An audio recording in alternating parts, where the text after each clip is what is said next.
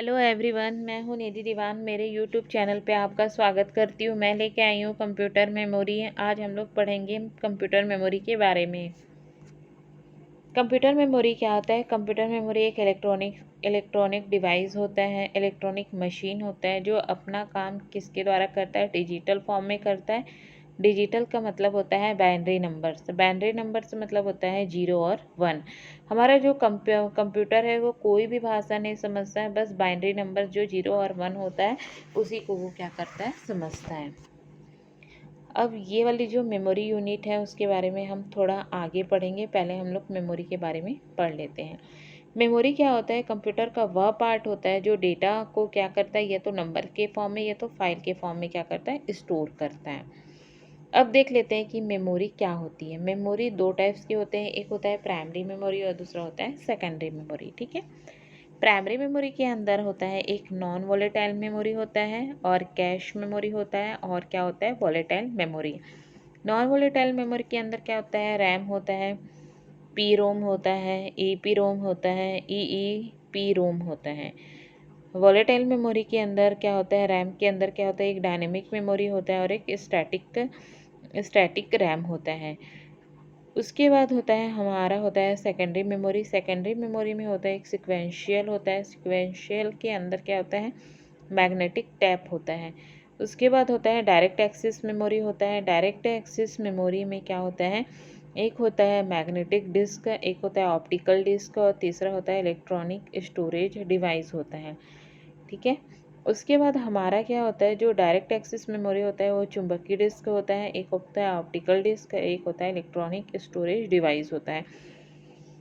Magnetic disk में क्या होता है? इसका जो टू पार्ट्स होता है, एक होता है फ्लॉपी डिस्क होता है, एक होता है हार्ड डिस्क। उसके बाद ऑप्टिकल डिस्क कौन कौन से होते हैं? कि ब्लू रे होता है हमारा। उसके बाद एक होता है सी डी रोम होता है, एक होता है सी डी आर होता है, सी डी आर और राइट होता है, और एक होता है डी वी डी होता है। उसके बाद होता है इलेक्ट्रॉनिक स्टोरेज डिवाइस में दो होता है, एक होता है क्या होता है, फ्लैश मेमोरी होती है और दूसरा होता है मेमोरी कार्ड होता है।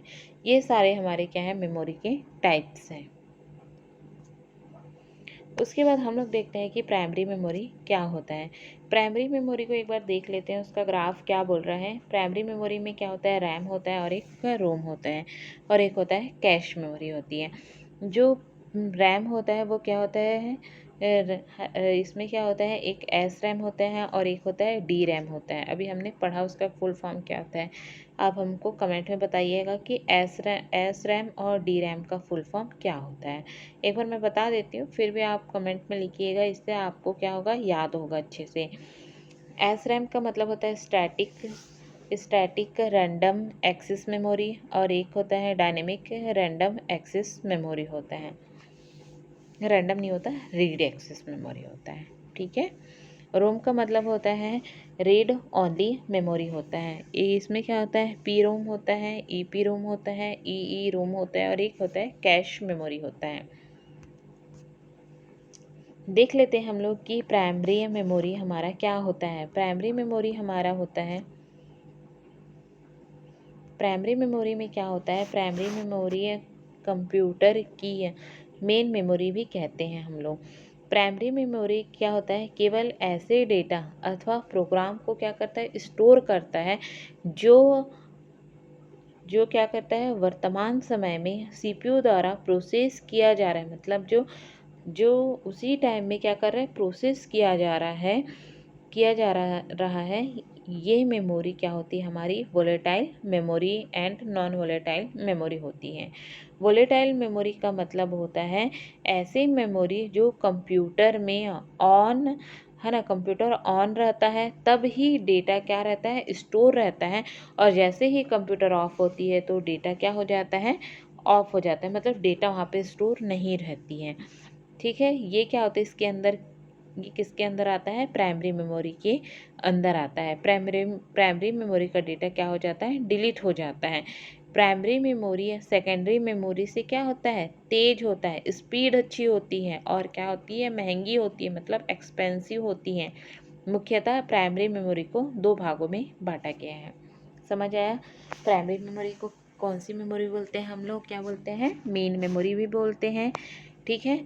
और जैसे ही हम लोग एक पॉइंट और पढ़े, इसमें वोलेटाइल और नॉन वोलेटाइल होती हैं। वोलेटाइल मेमोरी का मतलब क्या होता है, अगर हमारा कंप्यूटर है ऑन है तो डेटा भी क्या रहेगा, ऑन रहेगा, मतलब स्टोर रहेगा। जैसे ही लाइट ऑफ हो गई, मान लो आप सेव करके नहीं रखे, तो डेटा भी क्या हो जाएगा, उड़ जाएगा। ये होता है हमारा प्राइमरी मेमोरी। अब देखते हैं कि प्राइमरी मेमोरी के अंदर क्या होता है। एक होता है रैंडम एक्सेस मेमोरी और दूसरा होता है हमारा रीड ओनली मेमोरी होता है।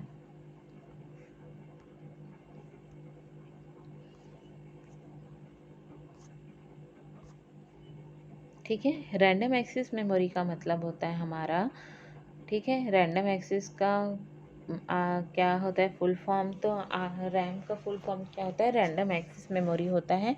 यह एक क्या होता है, हार्डवेयर डिवाइस है।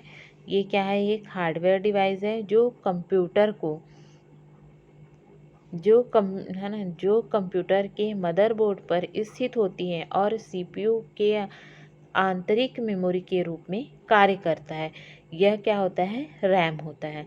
कंप्यूटर की रीड और राइट मेमोरी है। यह रीड भी करता है और क्या करता है, राइट भी करता है। जिसका मतलब होता है कि इसमें जानकारी को वो राइट भी किया जा सकता है और रीड भी कर सकते हैं, दोनों काम एक साथ किया जा सकता है। कंप्यूटर को परफॉर्मेंस मुख्य रूप से रैम जो है उसकी साइज और स्टोरेज की कैपेसिटी पर डिपेंड करता है। जितना अधिक उसकी क्या होगी, कैपेसिटी अधिक होगी तो वो उतना क्या होगा, स्पीड अच्छी होगी, अच्छे से हमको क्या कर सकेगा, डिस्प्ले कर पाएगा। जितना अधिक रैम होगा वह उतना अधिक क्या करेगा, तेजी से वर्क करेगा। ये क्या होता है, रैम होता है।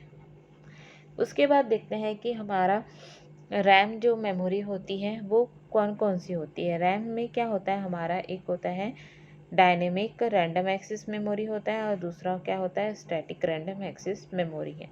ठीक है। नेक्स्ट क्लास में ये सारे जब डिस्क्रिप्शन वाला पार्ट पढ़ाऊंगी ना, तो ये सबको मैं डिस्क्राइब करूँगी। ठीक है। अगला होता है हमारा रैंडम रीड ओनली मेमोरी है। रीड ओनली मेमोरी के कितने पार्ट्स होते हैं, 3 पार्ट्स होते हैं। पार्ट्स बस को देख लो कौन कौन से हैं, और इसके सारे डिस्क्रिप्शन को मैं नेक्स्ट वीडियो में आपको क्या करूँगी, डिस्क्राइब करूँगी। ठीक है। पी रोम एक होता है, पी रोम होता है, ई पी रोम होता है और क्या होता है, ई पी रोम होता है।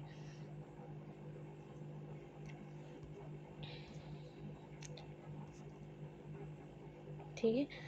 आज हम लोग इतना ही पढ़ते हैं।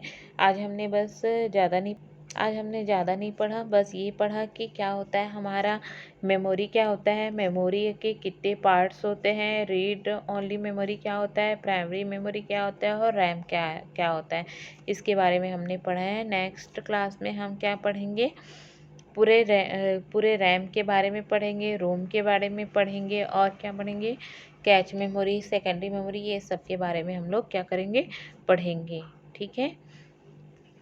चलो हम लोग थोड़ा सा मेमोरी के यूनिट्स के बारे में पढ़ लेते हैं, वो क्या होता है। ठीक है। अब देखते हैं हमारा क्या होता है 1 बीट। 1 बीट क्या होता है हमारा, एक बाइनरी नंबर होता है, बाइनरी डिजिट होता है, या तो वो 0 होगा या तो वो हमारा 1 होगा। ठीक है। 8 बिट्स का मतलब होता है 1 बाइट। 8 बिट में क्या होता है, 1 बाइट, मतलब 0 1 0 1 0 1 0 1।